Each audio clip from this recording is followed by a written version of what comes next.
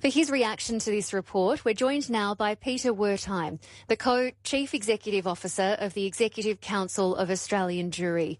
Good afternoon, Peter. Good afternoon, Rachel. The Executive Council of Australian Jewry released 15 steps to defeat anti-Semitism back in February. How does this report from the Envoy compare to your action plan? Oh, they're very much in alignment.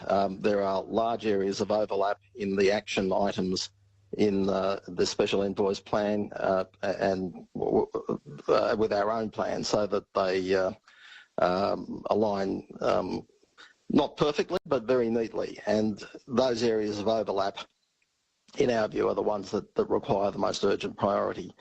As for the other items that are in our plan, we'll pursue those individually. But the key points that are in the Special Envoy's anti-Semitism plan are the ones that overlap with ours that need the most urgent priority, and we welcome the release of that plan today. In fact, I was present when it was launched, and I thought the Prime Minister and the Minister for Home Affairs spoke extremely well in support of the need for action of the kind that this plan articulates. It's a broad report, Peter. It covers universities, the media, policing. What action would you call upon the Prime Minister and the federal government to prioritise? I think education is the theme of this plan, and that covers a range of areas, both in the university sector and in the schools sector, and also in terms of public education. There's a clear need for education in the corporate sector, in the law enforcement sector, in the media, social media. I mean, this isn't something that we can ask the government to address by itself, and that was made very clear this morning during the proceedings.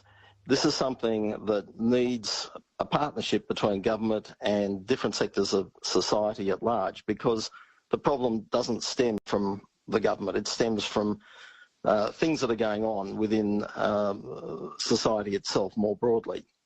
And so there has to be a comprehensive approach and a coordinated approach between government and those different sectors. Underpinning this report and that education that you're talking about is a definition of anti-Semitism.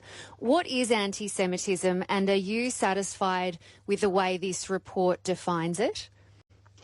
Yes, I mean, our organisation and the Jewish community more broadly has long supported the one definition that has international support, and that is the International Holocaust Remembrance Alliance working definition of anti-Semitism, which has been around for about 25 years.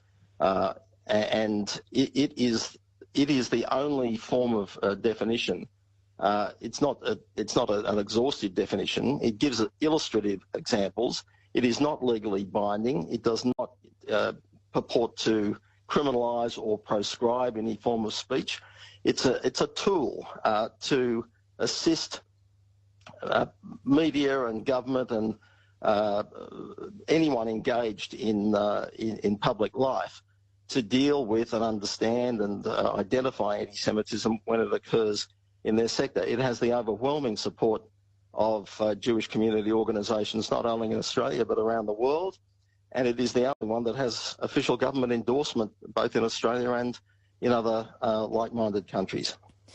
There's a line in the report that says, broad adoption of the International Holocaust Remembrance Alliance's working definition of anti-Semitism is key to distinguishing potentially legitimate critique from hate, especially when anti-Zionism masks anti-Semitism.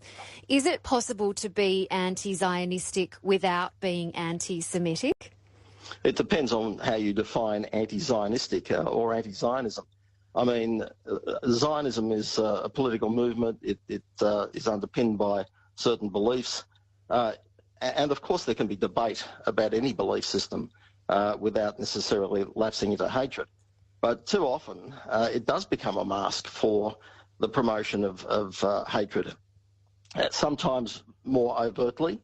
For example, when you see, destroy Israel, scrawled in graffiti on a synagogue, for example. I think that's a pretty clear example. And sometimes more subtly, where there's a double standard involved in denying the collective rights of the Jewish people to self-determination which are the same rights that other people claim for themselves. It's not always an easy thing to do to demarcate that line, but there is clearly a crossover at various points between those two things. Mm-hmm. This report also points out that research suggests younger Australians may be more susceptible to anti-Semitic views than their parents or grandparents.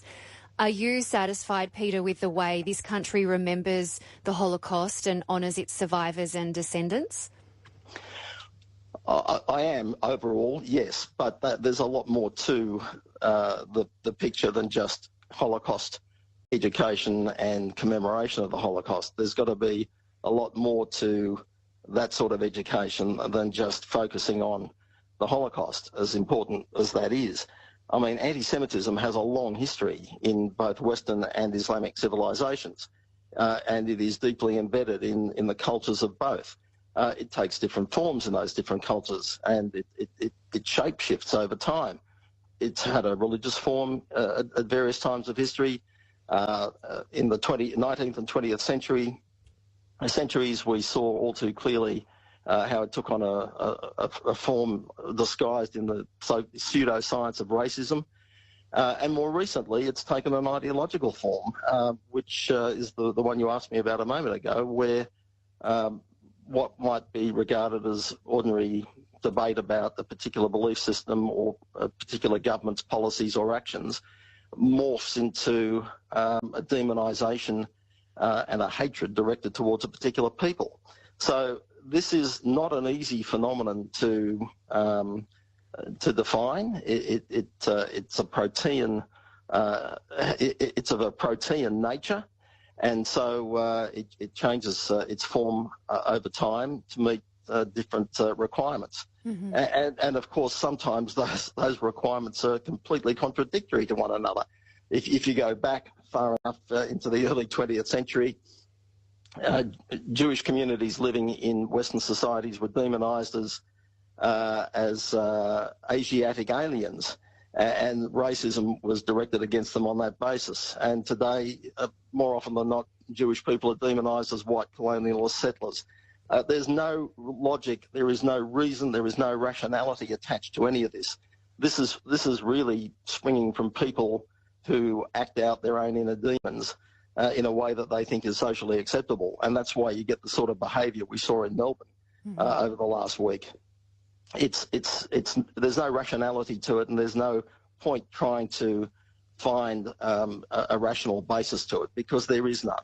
It is something rooted in the human psyche of those who indulge in that sort of prejudice and behaviour. Peter, always great to hear from you. Thank you so much for joining us today. Thank you, Rachel.